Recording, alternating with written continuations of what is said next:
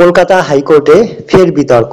৩২,০০০ শিক্ষকের চাকরি বাঁচাতে অ্যাপটিটিউড টেস্টে অতিরিক্ত ৫ নম্বরের প্রস্তাব।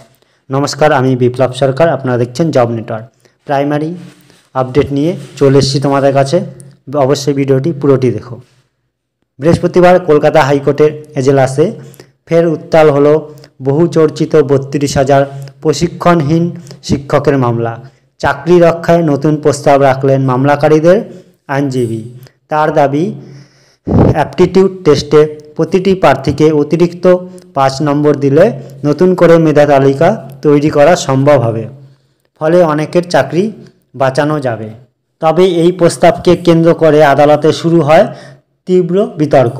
বিচারপতি তপব্রত চক্রবর্তী ও বিচারপতি ঋতব্রত কুমার মিত্রর ডিভিশন বেঞ্চ প্রশ্ন তোলে, এমন হলে প্রশিক্ষিত প্রার্থীদের অবস্থান কোথায় দাঁড়াবে? জবাবে মামলাকারীদের আইনজীবী যুক্তি দেন যে প্রশিক্ষিতরা তো এমনিতেই ১৫ নম্বরের বাড়তি সুবিধা পান, তাদের ক্ষতি হওয়ার সম্ভাবনা নেই। উল্লেখযোগ্য যে ২০২৩ সালের মে মাসে বিচারপতি অভিজিৎ গঙ্গোপাধ্যায়ের রায়ে ৩২,০০০ প্রশিক্ষণ শিক্ষক চাকরি হারান। সেই নির্দেশে বলা হয়েছিল রাজ্য সরকারকে ৩ মাসের মধ্যে নতুন নিয়োগ প্রক্রিয়া শুরু করতে হবে। পর্ষদ সেই রায়কে চ্যালেঞ্জ করে ডিভিশন বেঞ্চে যায় এবং পরে বিষয়টি পৌঁছায় সুপ্রিম কোর্টে। সর্বোচ্চ আদালত ডিভিশন বেঞ্চকে নির্দেশ দেয় সমস্ত পক্ষের বক্তব্য শুনে রায় দিতে। তো বর্তমানে বিচারপতি চক্রবর্তী ও বিচারপতি মিত্রের বেঞ্চে মামলার শুনানি চলছে। এবার অ্যাপটিটিউড টেস্টের ৫ নম্বর বোনাসের দাবি নিয়ে উঠছে আইনগত প্রশ্ন।